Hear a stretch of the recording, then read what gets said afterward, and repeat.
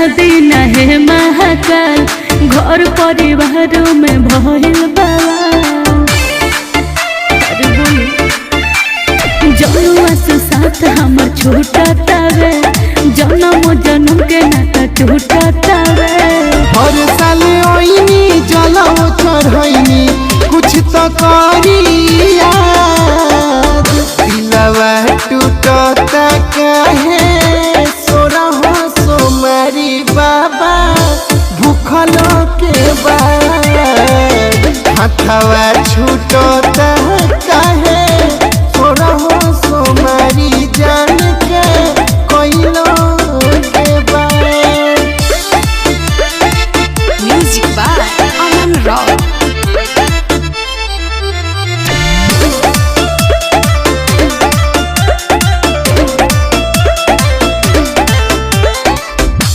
हर साल सावन में ओइनी रौरा दुआर जी तब काहे बढ़ल जाता दुखवा हमार जी। अरे बाबा सुनी गौं से करी जला ढारी और तब कहे मिले सजा भारी। इहे पसंद बड़ी है हमर धन नहीं जिंदगी कोरी बर्बाद दिलवा टूटता काहे सोरहो सोमारी बाबा भूखलो के बाद हाथवा छूटता काहे सोरहो सोमारी जान के कोइलो के बाद।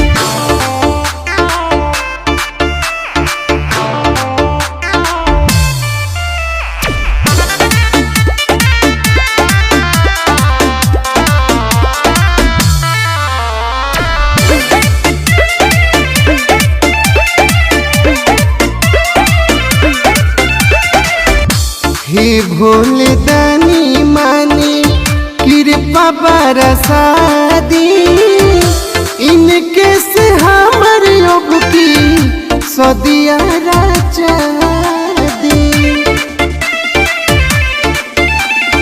मुखिया सरोज हमर हुए परा बस लाइनक में हमरो न जा माथावा को हाथ रोआ दी आशीर्वाद हमर जिंदगी रहो आबाद दिलवा टूटता काहे सोरहो सोमारी बाबा भूखलो के बाद हाथवा छूटता काहे सोरहो सोमारी।